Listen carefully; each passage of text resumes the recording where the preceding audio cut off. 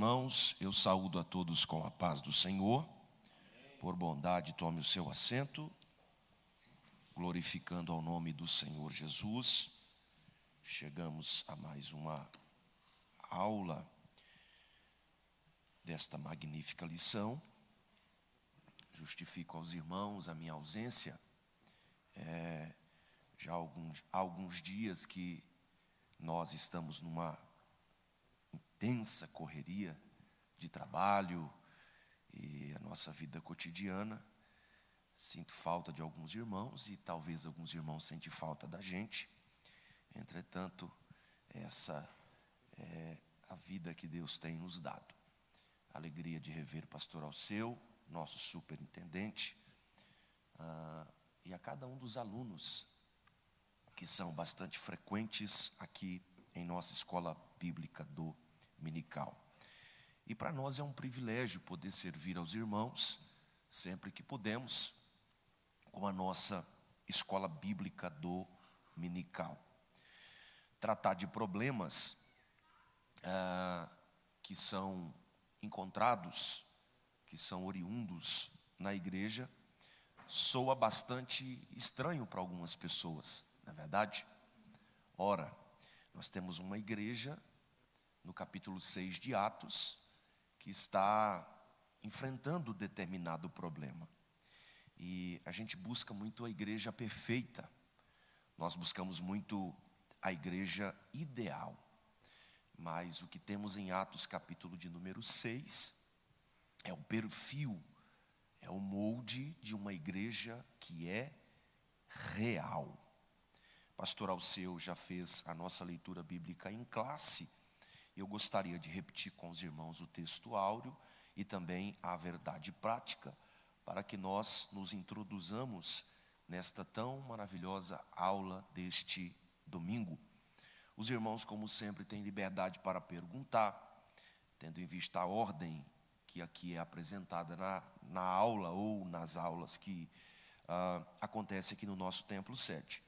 Essa interação, ela é muito justa, ela é muito boa, isso agrega conhecimento a todos os que estão participando nesta manhã. Eu estava observando, pastor Alceu, bastante irmãos estão participando pela transmissão no Facebook.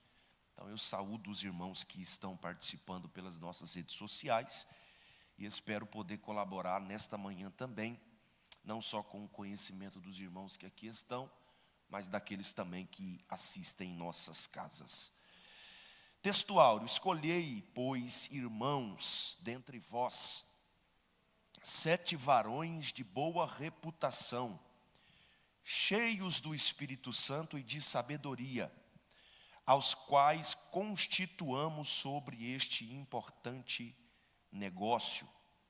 A verdade prática diz que uma igreja cheia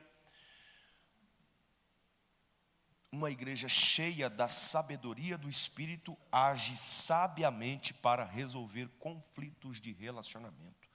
Nós precisamos sim de uma boa administração para resolvermos qualquer questão de ordem que surge na liturgia da igreja. O capítulo 6 de Atos é a sequência do crescimento que a igreja primitiva está experimentando desde o capítulo de número 2 de Atos dos Apóstolos. Ao que se percebe, evangelista Wilson, é que o número de discípulos se multiplicam, mas a quantidade de apóstolos ainda permanece a mesma. Neste capítulo nós temos a menção, ou a única menção, da quantidade de apóstolos, são 12 apóstolos. A mesma quantidade chamada, obviamente, por Cristo Jesus. Então percebe-se que a igreja que começou com 120, que avança para 5.000, agora tem uma multidão quase que incontável de discípulos. Imagine o quão difícil seria para esses 12 homens administrar tudo isso. E fato é que todo crescimento, ele gera desconforto. Todo crescimento, ele ocasiona algumas coisas no ambiente.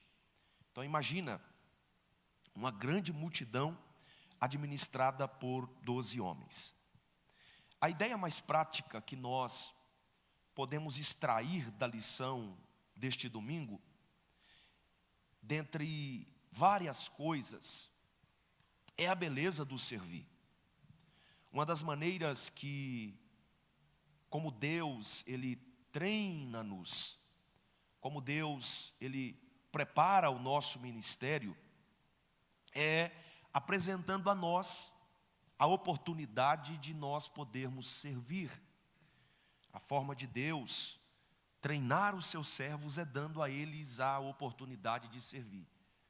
Imagine comigo o que aconteceu, e quando lemos o capítulo 7 e capítulo 8 de Atos, quando Deus dá a oportunidade para Estevão e Filipe, no capítulo 6, de servir, o que esses homens não fizeram no capítulo 7 e capítulo 8 de Atos?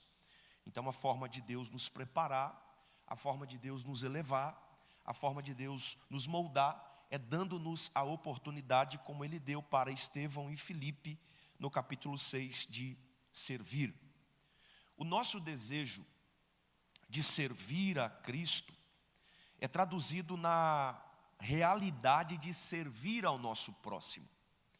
Quando nós servimos ao nosso próximo, porque nós vamos entender, e eu farei questão de pontuar muito isso, que a missão de servir o social não é da igreja enquanto organização, falando de um CPF, de um CNPJ, ou não é só do CNPJ, mas sim dos CPFs que compõem essa igreja.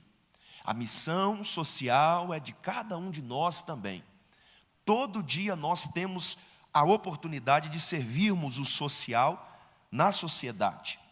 Então, o nosso desejo de servir a Cristo Jesus, na realidade, é traduzido como quando nós nos dispomos a servir o nosso próximo. Muito antes que irrompesse as violentas perseguições contra a igreja primitiva, contra os cristãos, já havia o ostracismo social. Já era apresentado grandes dificuldades sociais, não só na sociedade, mas também no ambiente da igreja. A igreja nasce e, obviamente, ela não era composta de robôs, era composta de humanos. Então, classicamente, problemas sociais seriam evidenciados. Quando nós vamos olhar o ministério de Jesus, no ambiente da sua pregação, Jesus pregou para gente faminta. Acabo dele acabar de pregar, ele tem que alimentar o povo. Jesus, ele no ambiente da pregação, do exercício do seu ministério, Jesus lidou com pessoas socialmente ruins, pessoas doentes, pessoas debilitadas, enfim. Os crentes da igreja primitiva dependiam uns dos outros para o seu sustento diário e apoio. A divisão de casas, a divisão de alimentos e recursos eram características práticas e necessárias da igreja primitiva. Entretanto, isso não funcionou perfeitamente no início. A gente busca muito uma administração perfeita, não é verdade? A gente busca, aqui nesse ambiente, perfeição em tudo. É bom quando a gente encontra, pastor Marcos, tudo bem coloquiado, tudo bem feito, tudo bem administrado. Mas, infelizmente, o relato que temos no capítulo 6 de Atos não é bem assim. Essa ideia de uma administração perfeita em Atos capítulo 6, no ambiente da igreja primitiva, não funcionou muito bem no início. As pessoas, segundo a ideia do texto, elas eram ignoradas, principalmente as viúvas de fala grega. Havia muita queixa, havia, segundo o texto, muita murmuração. Um problema surge. Nessa hora, os crentes demasiadamente espirituais deveriam até estar escandalizados. Na verdade, deveriam estar escandalizados, porque os discípulos de fala grega foram os que chegaram, olha, tem uma reclamação para fazer aqui. As viúvas, tanto as jovens quanto as mais velhas, os maridos morreram porque vieram de outras nações, aqui ficaram e elas estão sendo desassistidas. Um desequilíbrio no assistencialismo está acontecendo. Então, nessa hora, quando surge esse problema, os crentes demasiadamente espirituais, eles deveriam estar escandalizados, porque um problema estava acontecendo naquela igreja. E note que não é um problema de cunho espiritual, porque se fosse de cunho espiritual, seria facílimo de resolver, porque tínhamos homens que estavam em constante oração e em constante exercício do ensino da palavra. Mas o problema que acontece aqui é um problema de ordem social. De ordem social. E vislumbrando esse problema que foi resolvido pelos apóstolos em Atos capítulo 6, eu chego à conclusão que nenhuma igreja ela consegue, pastoral seu, ser perfeita. Nenhuma igreja consegue ser perfeita. Até que Cristo venha e reúna cada um de nós na sua segunda vinda, esses problemas eles ainda continuarão acontecendo. Note a nossa igreja, por exemplo. Hoje nós temos um problema de espaço físico. Eu estava viajando, mas observando o nosso congresso de jovens, constantemente acompanhando pelas lives, e eu vi o quanto a nossa igreja é pequena, pastor. O quanto a nossa igreja ela sofre com um problema de espaço físico. E eu imaginei no dia que veio as irmãs e que veio os jovens. Se todas as irmãs e se todos os jovens do campo resolvem vir, nós teríamos que fechar as duas avenidas aqui na frente para comportar o povo. Então repare que em espaço físico a nossa igreja não é perfeita. Então nós já arrumamos aqui do lado um espaço, já está sendo concluído para que esse problema seja resolvido. E detalhe, daqui 10 anos aproximadamente, esse espaço físico aqui ao lado que está sendo construído, outro problema vai surgir, vai se tornar pequeno novamente, porque a igreja está em constante crescimento. Então, nenhuma igreja consegue ser perfeita, até que Cristo reúna todos os seus escolhidos em sua segunda vinda, e todos esses problemas sejam resolvidos. Então, toda a igreja possui um problema. E diante deste cenário problemático, enquanto eu preparava esta aula, algumas perguntas eu comecei a fazer a mim mesmo. E uma das perguntas que eu comecei a fazer a mim mesmo, e eu quero convidar você a refletir muito sobre isso, é o seguinte: a gente busca uma igreja ideal, uma igreja perfeita. E a pergunta que eu me deparei fazendo neste cenário desta aula foi: será que uma igreja perfeita me aceitaria como membro? Será que uma igreja perfeita me aceitaria como membro? Pastor Marcos, olhe para quem está do teu lado, não é uma pregação, não é uma aula, mas pergunte assim: será que uma igreja perfeita, pergunte aí, será que uma igreja perfeita aceitaria você como membro? Então a gente enxerga muito o problema na igreja, e achando a igreja perfeita, a gente tem que fazer essa pergunta: será que uma igreja perfeita me aceitaria como membro? Segunda pergunta no ambiente desta lição, este é o propósito, esta é a ideia. A segunda pergunta que nós precisamos fazer diante das problemáticas que encontramos: o que eu posso fazer para melhorar a minha igreja? O que eu posso fazer para melhorar a minha igreja? Será que se eu fizer um pouquinho eu não conseguiria melhorar isto? Será que se eu encontrar, por exemplo, alguém precisando de uma cesta básica, ao invés de eu ocasionar um turbilhão de problemas envolto disso, e se eu fosse no mercado e comprasse à feira, levasse nessa casa, não resolveria o problema?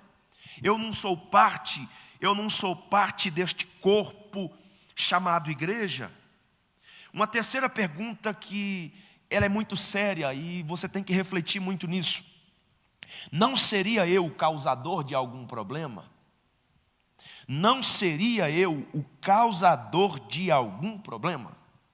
Porque assim, irmão, aqui nem todo mundo é perfeito não, varão. Aqui eu tenho as minhas dificuldades e a senhora também tem a sua. Aqui tem gente de tudo quanto é jeito, irmão.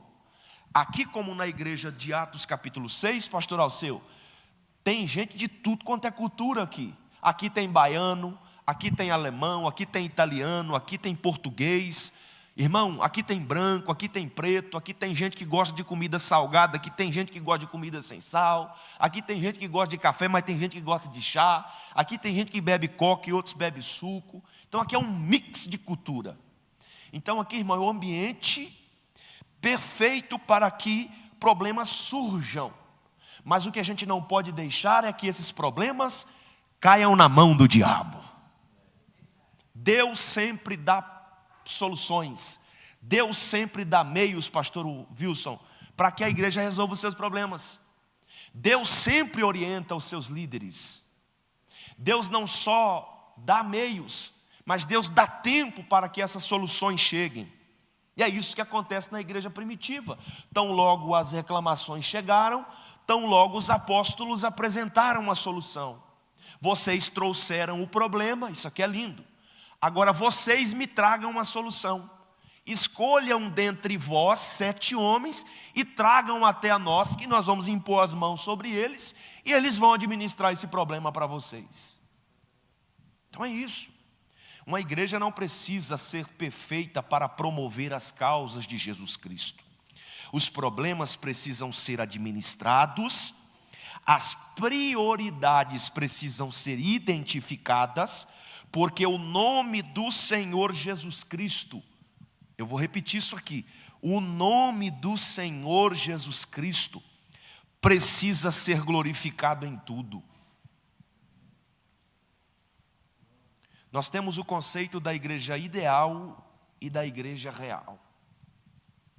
E pelo fato das pessoas, como é que é seu nome, meu filho, esse rapaz de golinha azul aqui? Você é bonito, esse cara. Como é que é seu nome? Eliel. Pelo fato das pessoas hoje, Eliel, buscarem a igreja perfeita, surgiu a famosa moda do fica em casa, né? Do desigrejado. Porque as pessoas buscam uma igreja perfeita, e quando elas vêm a este ambiente, elas acham que este ambiente não serve para elas, mas quando não, na verdade é o contrário, é elas que não servem para o ambiente. Elas dizem ser crentes, mas crentes em sua casa, porque não achou ainda nenhum ambiente perfeito. Irmão, elas vão buscar até o arrebatamento da igreja e vão ficar, porque essa igreja vai subir. Então, não existe essa ideia de igreja ideal. Você pode procurar que você não vai achar. Todos nós temos as nossas duras realidades no nosso dia a dia.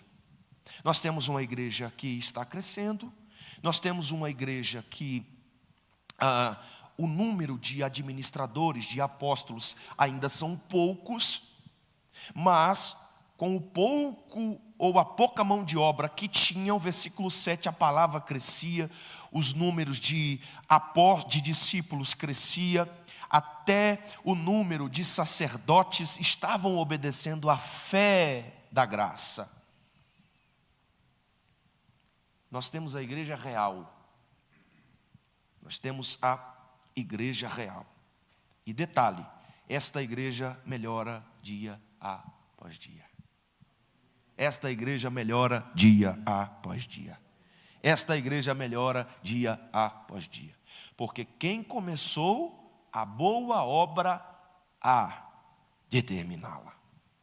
Primeiro ponto da nossa lição, nós trataremos acerca da identificação dos conflitos. Até aqui tudo bem, queridos? Vocês estão confortáveis? Eu quero ficar um pouquinho de pé. Porque ficar sentado demais, irmão, é judiado, né? Se você quiser ficar em pé daqui um pouquinho, levanta a mão, dá um glória, faz uma pergunta e vamos disfarçando isso aí. Conflito de natureza cultural, um conflito de natureza social, e qual é a prioridade? A igreja primitiva teve seu início com cerca de 120 crentes, que reunidos no cenáculo, segundo Atos capítulo 1, eles oravam. Num espaço de 4 anos, aproximadamente, queridos, essa igreja salta de 120 para 5.000 pessoas. Olha isso aqui. E de repente, quando lemos o capítulo 6 de Atos, nós temos um número incontável de discípulos. Uma estrutura muito pequena para inúmeras pessoas. São 12 homens que administram muitos. Um conflito cultural surgiu neste contexto de crescimento. Nós temos uma questão linguística, uma questão teológica. As viúvas dos judeus helênicos estavam sendo desprezadas. O que acontece no capítulo 6 é o resultado do capítulo 2. É só você parar um pouquinho para você estudar, para você entender a ideia que acontece aqui. No capítulo 2, diversas pessoas de diversas línguas estavam reunidas naquele dia. E dentre elas, de língua grega. Essas pessoas se ajuntaram no dia de Pentecostes, viram aquele movimento, foram atraídas àquele movimento, evangelista Wilson. E atraídas por esta palavra da graça, elas aceitaram o evangelho que Pedro pregou aquele dia. Elas aceitaram, elas aderiram à ideia do Cristo ressuscitado. Elas aderiram à ideia da graça do Cristo Salvador. E o que aconteceu? Elas permaneceram em Jerusalém. Essas pessoas permaneceram em Jerusalém, até a partir do capítulo 8 de Atos, aconteceu o quê? Serem dispersas. E cada um, segundo a ideia de Atos, voltar para a sua nação. Então o que acontece em Atos capítulo 6 é justamente uma consequência do capítulo 2 de Atos. E no capítulo 2 de Atos estavam lá judeus que viviam na Cilícia, que viviam no Egito, que segundo a história eles eram bilíngues.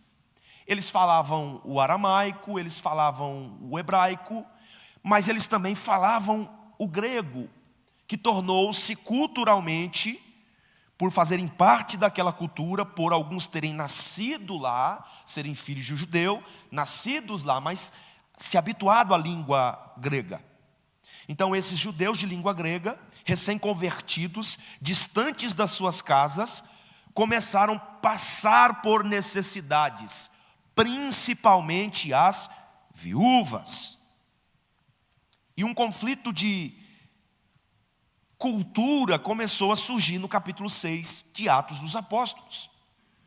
Na repartição dos alimentos, dos bens, as viúvas hebreias, segundo o contexto histórico, estavam sendo mais assistenciadas, não por uma questão dos apóstolos, mas por uma questão do próprio povo, do próprio discípulo. As viúvas dos gregos, dos judeus de fala grega, estavam sendo menos assistidas. E um conflito de relacionamento, não só cultural, mas de um relacionamento, precisava ser administrado pelos apóstolos. Disso nós tiramos algumas lições. E a principal delas é o bairrismo religioso, pastor Alceu, que nós encontramos no capítulo 6 de Atos. Um bairrismo religioso. E o quanto esse conflito, segundo a ideia do texto, é prejudicial para o crescimento da igreja. Então, um bairrismo religioso é encontrado aqui. Projete para mim, por favor, meu querido lindão, 1 Coríntios capítulo 1, vamos ler do versículo 10 ao versículo 14. Paulo encontra isso na igreja de Corinto. Parece que a gente, num contexto de igreja, já havia resolvido esse problema de bairrismo religioso, bairrismo espiritual aqui em Atos capítulo 6. Mas esse problema não teve um basta no contexto da igreja primitiva e o seu inicial crescimento. Mas quando os demais apóstolos que foram chamados por Deus, como no caso de Paulo, começaram a exercer o seu ministério, pregar o evangelho e ganhar almas, e a igreja continuar crescendo, esse problema tão logo ia se perpetuando. Olha só o que Paulo diz, versículo 10. Rogo-vos, pois, porém, irmãos, pelo nome do nosso Senhor Jesus Cristo, que digais todos uma mesma coisa, e que não haja entre vós, o quê? Dissensões. Antes sejais unidos em um mesmo sentido, em um mesmo parecer. Olha o versículo 11. Porque a respeito de vós, irmãos meus, me foi comunicado pelos da família de Cloé que há contendas entre vocês. Olha que interessante, tudo crente, né? É tudo crente. Porque a respeito de vós, irmãos meus, me foi comunicado pelos da família de Cloé. Continua o versículo 12, por favor. Quero dizer com isso que cada um de vós diz: eu sou de Paulo, eu de Apolo, eu de Cefas, e os outros diziam: eu de Cristo. Versículo 13: então Cristo, ou está Cristo dividido? Foi Paulo crucificado por vós? Ou fostes vós batizados em nome de Paulo? Paulo, na igreja de Corinto, enfrentou isso aqui. E um detalhe muito importante é que toda a primeira emissa de Paulo escrita aos Coríntios é justamente para tratar a questão do bairrismo, o bairrismo espiritual, o bairrismo religioso. Então, ele tenta tratar isso no capítulo 1. Mas quando a gente lê o capítulo 11, o que está acontecendo no capítulo 11? Na ceia, irmão, na ceia. Quem podia mais chegava primeiro, comia todo o pão da ceia. Os mais pobres e mais fracos chegavam por último, via o suco de uva, via o vinho. E segundo a ideia do texto, desculpa a expressão, irmãs e irmãos, enchia a cara e estava perdendo a sua consciência. Então, a primeira emissa de Paulo aos Coríntios é para tratar problema de bairrismo, de divisão. E este problema está muito evidente na igreja primitiva, em Atos capítulo de número 6. E isto é muito prejudicial. Na cultura bairrista, o que importa é eu e os meus serem assistidos. A igreja atual é um mix de cultura, irmão. Brancos, negros, índios, alemão, português, ricos e pobres. Irmão, se tem um povo que é gente boa, é o tal do alemão. Muito gente boa. É bênção. Entretanto, o evangelho da graça é para todos. E todos devem ser tratados de igual modo. Eu estive agora num país onde a cultura é alemã. Irmão, é um povo totalmente na dele. Eu estive numa cultura agora, a cultura francesa, é um povo totalmente na dele. E eu fiquei imaginando, enquanto preparava essa lição, essa viagem que eu fiz, pastor Alceu, como que nos seria a igreja em Atos capítulo de número 6, né? Cada um com sua cultura, irmão, cada um com seu pensamento. Línguas distintas são apresentadas aqui, mas o evangelho da graça é para todos. E todos devem ser tratados de igual modo, segundo o que os apóstolos colocam na mesa. Vale ressaltar que este conflito cultural não partiu dos apóstolos, mas do povo, porque um líder não pode tratar ninguém com indiferença. Eu vou repetir isso aqui. Nenhum líder, nenhuma igreja pode tratar ninguém com indiferença. Aqui pouco importa para nós a sua classe social. Aqui para esta igreja pouco importa a sua cor. Aqui pouco importa se você fala alemão, se você fala francês, se você fala português ou se você fala mandarim. Aos olhos desta administração, todos são iguais. Aqui o pão da ceia é servido para todos. Aqui o cálice da ceia é servido para todos. Aqui a palavra é para todos. E todos, aos olhos desta igreja, importam. Amém? Ou amém? Sigo com a lição, meu sonoplasta, eu paro com esse negócio aqui. Você está atento aí, né, meu filho? Não só um conflito de cunho cultural, mas um conflito de cunho social, de natureza social. As viúvas estavam sendo desprezadas no ministério cotidiano. Na distribuição diária estava havendo desigualdade. Na distribuição de alimentos. As de fala grega estavam ficando de fora. A igreja avança em duas esferas, como organismo e como organização. Ela deve trilhar esses dois caminhos. Um deve dar sustentação ao outro. Entretanto, precisamos ter cuidado com a teologia do assistencialismo, que é ligada ao socialismo. Irmão, eu quero acreditar, me desculpe a franca pergunta, mas é uma opinião minha. Eu quero acreditar que não tem nenhum socialista aqui que é ligado à esquerda. Mas me perdoe uma coisa. Quando a gente estuda a história da Venezuela, um país tão rico, e vemos o socialismo imperar, irmão, é desumano demais o que acontece naquele lugar.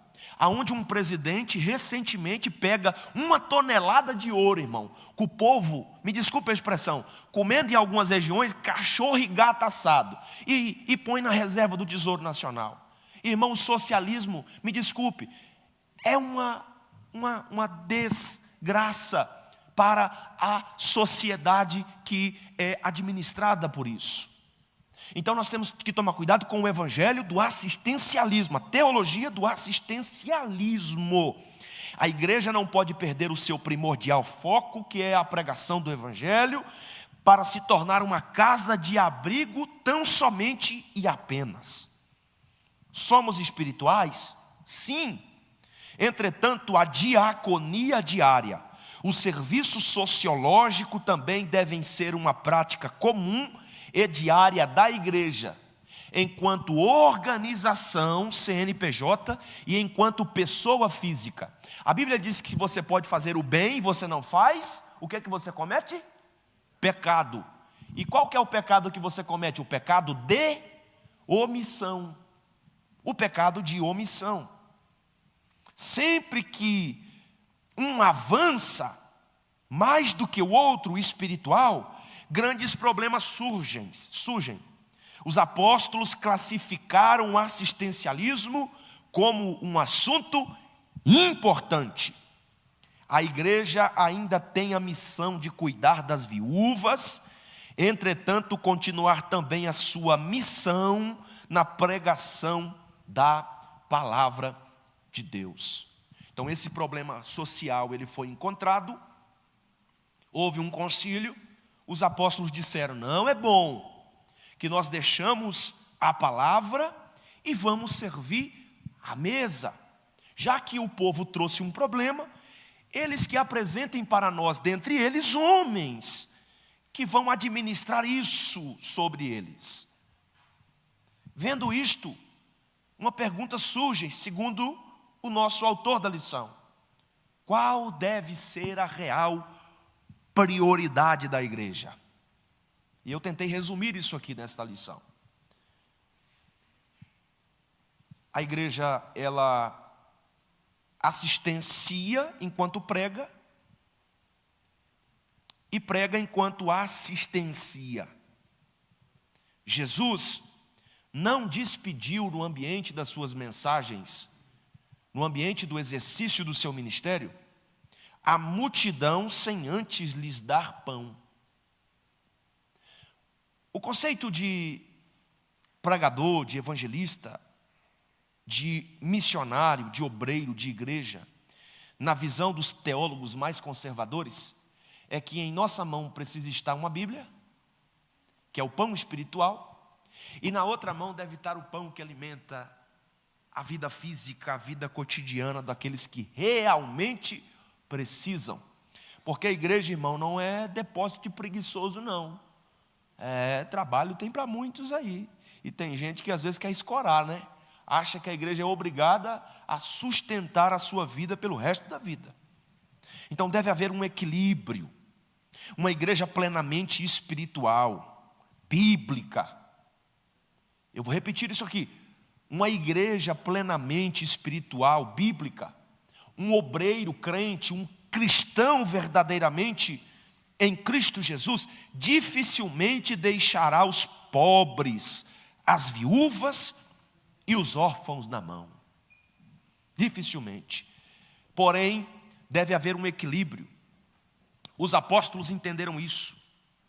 E a igreja não deixou de crescer. A impressão que temos é que houve mais aceleração no crescimento. Houve mais aceleração no crescimento.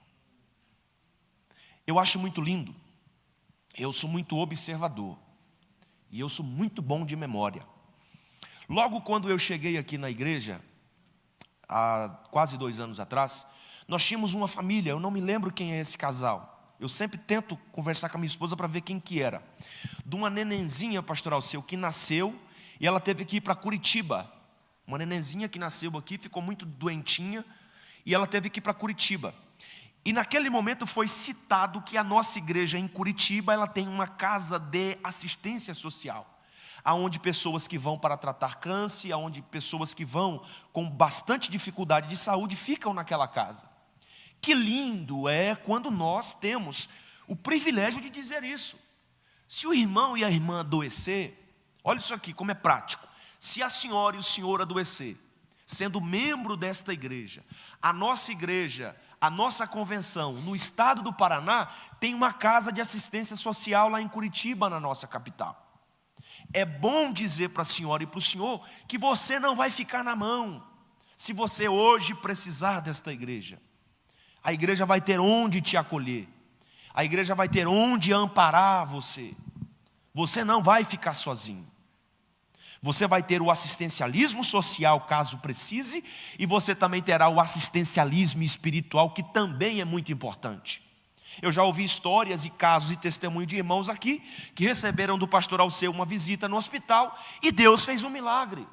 Sim, isso é o assistencialismo espiritual. Mas há casos de irmãos que contam, não publicamente, mas nos bastidores, que quando precisou a igreja socorreu esse irmão. E este é o verdadeiro papel da igreja. Projete, por favor, o Salmo 68, verso 5. Deixa eu contar um detalhe sobre Deus aqui. Eu não estou falando do pastor Vicente, não estou falando de mim, nem do Alceu. Estou falando do próprio Deus. Deus, Ele ama a obra social. Olha o que diz o texto. Leia comigo, por favor, 1, 2, 3.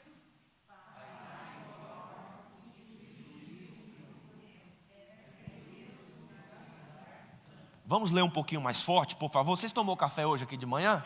Pastor Alceu, você tem que pôr mais ovo, viu? Que o povo está fraco. Brincadeira. Vamos lá, 1, 2, 3.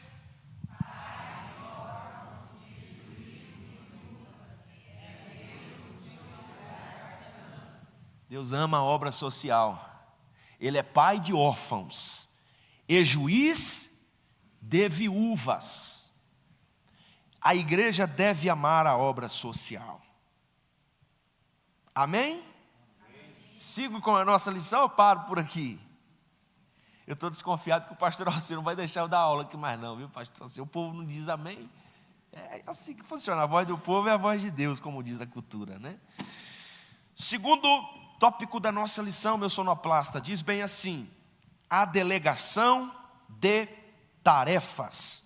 O ministério da oração e da palavra, não há conflito entre tarefas e a diaconia. Os apóstolos perceberam que se deixassem a oração e a palavra, os problemas, sem dúvidas, eles se agravariam muito mais. Separando diáconos para assistenciar as viúvas, eles deram um basta no clamor social. Os apóstolos seguiram na árdua missão da pregação da palavra, que segundo a primeira parte do versículo de número 7 de Atos, crescia. E por causa da palavra se multiplicava também o número de discípulos. Eu vou repetir. E por causa da palavra se multiplicava o número de discípulos. Isso revela a importância que a igreja tem que dar à palavra, ao exercício do ensino, ao exercício da conservação da saúde espiritual dos membros que compõem a igreja. E nós temos vamos aqui, não vamos datar, porque eu não sou bom de data, assim, tratando-se da história bíblica, eu não sou um erudito bíblico, não sou isso. Mas há 2000 anos atrás, nós temos 12 apóstolos que identificaram isso. E 2000 anos depois, nós temos milhares de pastores, de líderes, não vou generalizar, que se esqueceram disso. Olha que interessante, né? Começa a dar um parafuso na gente. Há 2000 anos atrás, 12 homens, Wellington, enxergaram a importância da conservação da palavra, do ensino, da pregação, da conservação do exercício espiritual. E 2000 anos depois, nós temos milhares de homens, não é 12 mais, é milhares, por que não dizer milhões, que se esqueceram da importância da conservação da saúde espiritual da igreja. A administração espiritual na igreja foi, sem dúvidas, o marco do crescimento. Foi um marco do crescimento universal da igreja. Ah, se não fosse esses 12 homens, irmão. Ah, se não fosse ele. Me desculpe ser tão simples, raso e simplista, mas se não fosse esses homens darem o devido cuidado à palavra, as igrejas hoje seriam meras associações de assistencialismo social. Não teríamos aqui o exercício da pregação. Então, esses apóstolos, orientados por Deus, cheios do Espírito Santo, disseram: não, nós não vamos deixar a palavra. Dar alimento para a viúva é importante, mas pregar também é. Olha isso aqui. Enquanto Pedro pregava, ensinava, orava, lá estava o Estevão, na casa da dona Maria. Está faltando pão aí, irmã Maria? Aqui está o pão. Enquanto Pedro dobrava o seu joelho com João e os demais apóstolos, Filipe orava pelas viúvas. Milagre acontecia, entregava o pão, repartia os bens, e o nome do Senhor Jesus ia sendo glorificado. A palavra trouxe crescimento. A palavra trouxe milagres. A palavra na igreja primitiva trouxe o principal. Versículo 7. Conversões. O que convence o homem ainda, irmão, no ambiente do pecado, meu sonoplasta, é a palavra. É a palavra de Deus. Entretanto, não pode haver conflito entre essas tarefas. Tudo faz parte da missão da igreja. A igreja não pode apenas ser um centro social. E eu vou dar um detalhe para você aqui. Não se assuste não, rapaz. Senão eu e o pastor, se eu te levo no gabinete depois. Brincadeira. Um detalhe: a igreja não consegue socorrer todo mundo. Carinhosamente vire para esse aluno que está do teu lado e diga bem assim: olha, escute aqui. Diga assim: escute aqui. Pode dizer. Essas irmãs é nova aqui, né, pastor? Essas duas da frente aqui, né? Vocês vieram da onde, irmã? Salvador, Bahia. Ei, irmão, Bahia é benção. Eu gosto da Bahia. Baiana é benção. Diga bem assim, ó, por favor, diga aí, baiana, para outra baiana. Diga assim, ó: a igreja não consegue socorrer todo mundo. Diga assim: a igreja não é o Estado. Ponto. Como organização, ela tem as suas limitações de espaço físico. Financeiramente, a igreja não é bilionária. Quem recolhe bilhões em impostos não é a igreja, é o Estado.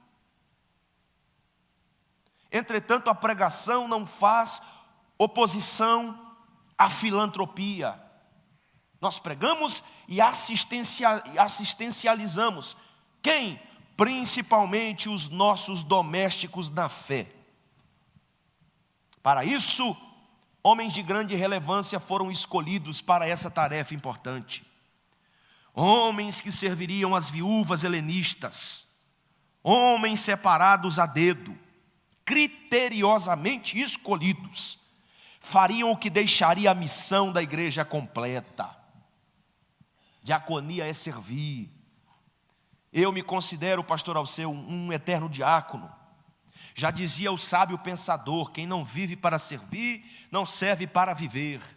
Mateus capítulo 20, versículo 28, o próprio Cristo diz que ele veio para servir e não para ser servido.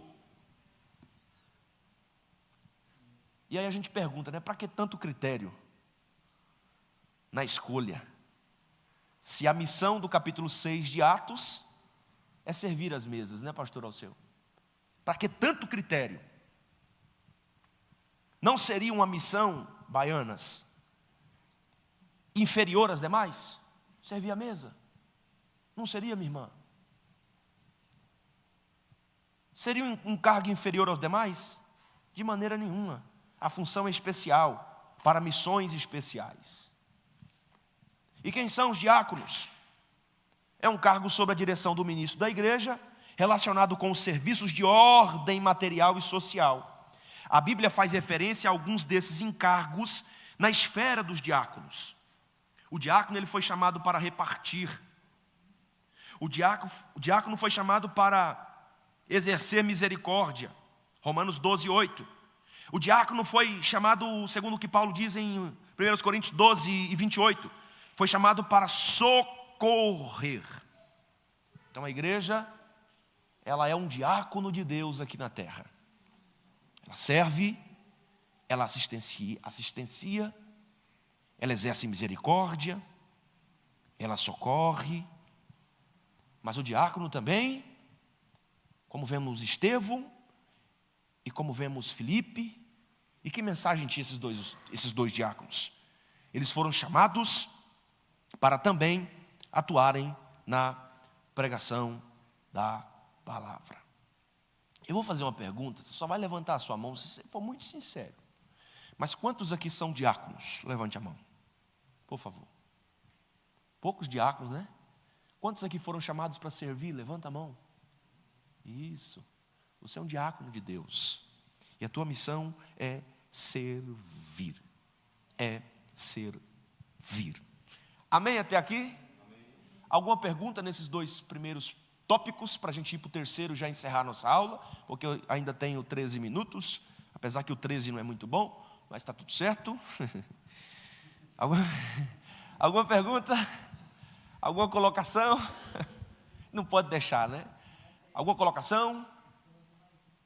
13 mais 1. Alguma colocação? Alguma divergência nas ideias? Se não tem, pastor Marcos Rudolf, eu vou seguir com a aula, viu? E a gente vai encerrar. Seguindo os princípios cristãos. E nesta ideia nós precisamos entender que o caráter, acima de tudo, ele deve ser privilegiado. E nós temos também que ter o exercício dos dons e uma vida espiritual fervorosa. Privilegiando o caráter. É assustador que quando a gente olha na igreja de hoje, olha a igreja primitiva e vê os apóstolos dando a missão. Qual seria a missão? Servir as viúvas. E segundo a ideia do texto, a relevância deste papel, o quão significante seria o exercício desta função por estes 7 homens chamados. Mas apesar aos olhos de alguns hoje ser insignificante, apesar de aos olhos de alguns servir mesa é o mais baixo serviço que tem, porque pense comigo, querido, quão é importante o trabalho de um diácono, de um cooperador. Essa igreja hoje ela foi aberta sozinha, pastor? Ela tem Alexa, que você dá um comando, abrir igreja, ligar som? Não tem. Teve algum irmão que chegou hoje 7 horas aqui na igreja, desceu lá para baixo, fez o café da manhã, você comeu, e se brincar vai ter até almoço hoje, não é, pastor Alceu? Feito aí, casamos na sua casa. Teve alguém que põe a chave naquela fechadura, virou, abriu, ligou o ar, ligou as luzes. Então, o quanto é importante o trabalho do diácono. Então, mas repare as exigências para eles fazerem este trabalho. Os 7 homens escolhidos, sem dúvidas, passariam por um crivo minucioso. Tão logo lidariam com viúvas, mulheres jovens, mulheres idosas. Eles manipulariam a vida dessas mulheres, abençoariam a vida dessas mulheres. Então é por isso que eles teriam que ter um caráter diferente dos demais. Em Atos capítulo 6, versículo 3, Lucas registra os requisitos. Projete, por favor, meu querido sonoplasta. 6 e 3 de Atos. Ele apresenta os requisitos para a nomeação desses homens. E nós temos no versículo 3, pastor Alceu aqui, quais seriam as qualificações. E a gente, com base numa exegese bíblica, a gente consegue identificar quais qualificações. São qualificações morais, são qualificações espirituais e são qualificações intelectuais. Nas qualificações morais, eles precisariam ter boa reputação. Nas qualificações espirituais, eles precisariam ser cheios do Espírito Santo. E nas qualificações intelectuais, eles precisariam ter sabedoria. Porque imagina o diácono Wellington chegando na casa da viúva, batendo palma, abrindo a porta, e ela logo de cara reclamando: meu irmão, mas quanto tempo que eu não recebo a minha cesta? E o Wellington: mas é culpa do pastor, ele não administrou bem. E que confusão não daria esse negócio, né? Se fosse hoje em dia, né? Antigamente não era assim a fala, não. Mas trazendo para os nossos dias de hoje, que confusão viraria. Entendeu? Porque um obreiro sem sabedoria, irmão, ele transforma um vento em furacão, uma ventania em caos, e uma rachadura em um grande desastre. Um diácono não é um profissional, ele é um servo de Deus. Por isso essas qualificações tão altíssimas. Os critérios bíblicos da escolha desses homens vão na contramão do que se vê em algumas igrejas de hoje. Não posso generalizar isso aqui não, mas vai na contramão. A escolha desses homens, pastor Alceu, meu líder, não deu com base em talentos. Apesar de Estevão e Filipe serem extremamente talentosos. Filipe era um grande evangelista. Estevão, um grande apologeta. Mas a escolha deles não se deu com base no talento, não se deu com base na beleza, nem muito menos pela pretensão de troca de favores. Foi exigido boa reputação. O caráter do homem, olha o caráter, olha a sequência bíblica de exigências para que esses homens fossem escolhidos. O caráter, à luz da Bíblia, sempre estará em primeiro lugar. Posso repetir isso aqui? O caráter, na sequência da escolha bíblica, sempre estará em primeiro lugar. Aqui não há, mas ele pula bem, canta bem, prega bem. Irmão, que maravilha. Mas e o caráter desse indivíduo? Foi exigido boa reputação. Projete aí, meu lindão, 1 Timóteo capítulo 3, versículo 8 ao versículo 13. Olha isso aqui. Paulo, neste capítulo, apresenta um modelo perfeito de diácono. Não é nem de pastor e evangelista. Deixa isso para outra hora, né, pastor? O senhor e o pastor Vicente ensinam a gente na terça. Porque os que servirem bem como diáconos, volte lá, filho. 1 Timóteo, capítulo de número 3, versículo 8. Volte lá, versículo 8. Da mesma sorte, os diáconos sejam o quê? Leia comigo, sejam. Só quem é honesto, sejam. Não de língua. Não haja uma dobra na língua, é a interpretação. Não haja uma dobra na língua, não é aquele gago que fala demais, entendeu? Fala o que não deve, irmão, uma mulher fofoqueira é ruim, sim ou não? Mas um homem fofoqueiro, irmão, é muito feio. Não dados a muito vinho. Irmão, eu sei que o senhor não bebe, mas é difícil, viu? Não cobiçoso de torpe ganância. Continue o texto, vamos encerrar agora. Falta 7 minutos, pastor, seu, até 9 e 10, né? 10 e 10. Então eu tenho 5 minutos. Guardando o mistério da fé em uma pura consciência, versículo 10. E também estes sejam primeiros provados, depois sirvam, se forem irrepreensíveis. Paulo não só dá o modelo de diácono perfeito, mas dá a forma que estes diáconos, o método da escolha Paulo está dando. Vamos provar esses camaradas, depois eles vão servir. Versículo 11, da mesma sorte as mulheres sejam honestas. Ou seja, Paulo está falando da mulher desse diácono, não maldizentes, sóbrias e fiéis em tudo. Versículo 12, os diáconos sejam maridos de várias mulheres. É isso mesmo? de uma mulher, e governem bem os seus filhos e suas próprias casas. Versículo 13. Porque os que servirem bem, como diáconos, têm uma recompensa, adquirirão para si uma boa posição e muita confiança na fé que há em Cristo Jesus. Amém? Amém. A igreja deve buscar mais caráter, menos talento, mais verdade, menos demonstração de performance, mais pureza, menos aparência. Esse servo de Deus também precisava ser cheio do Espírito. Ele deve levar uma vida temperada, de caráter, cheio do Espírito Santo. Cheio do Espírito Santo. Um servo fervoroso, espiritual. Diácono não é robô, irmão. Fica assim, ó, uma estátua. O fogo caindo na igreja, ele... Não, irmão.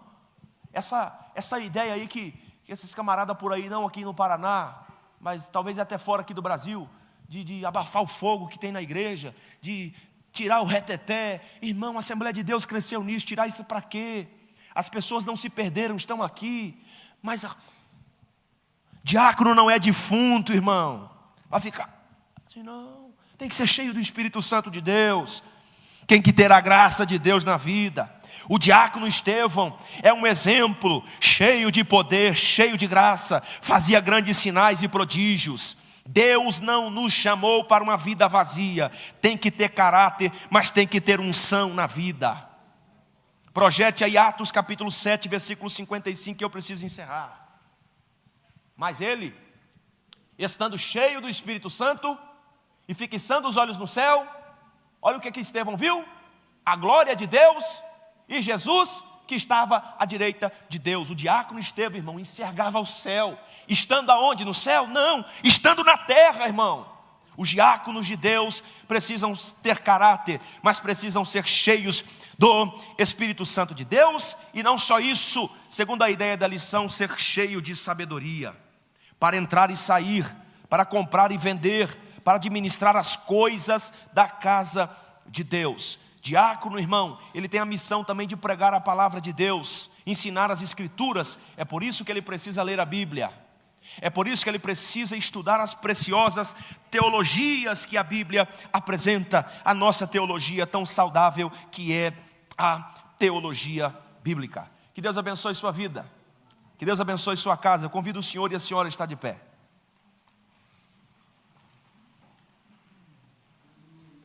Muito obrigado pelo tempo tão precioso. Desejo do meu coração é que você cresça em graça, cresça em sabedoria, e que Jesus continue abençoando sua vida. E que nós sejamos servos, servir o nosso próximo, servir a administração espiritual, servir a administração social. E que quando aqui for inquirido algo de cunho social, não feche as suas mãos. Não negue ao seu próximo. Não negue ao seu próximo. Pai, nós oramos ao Senhor, te damos graças por tudo. Obrigado por esta aula tão preciosa e os momentos que tive com o Senhor no preparo desta aula, a forma tão didática que o Senhor falou comigo mesmo.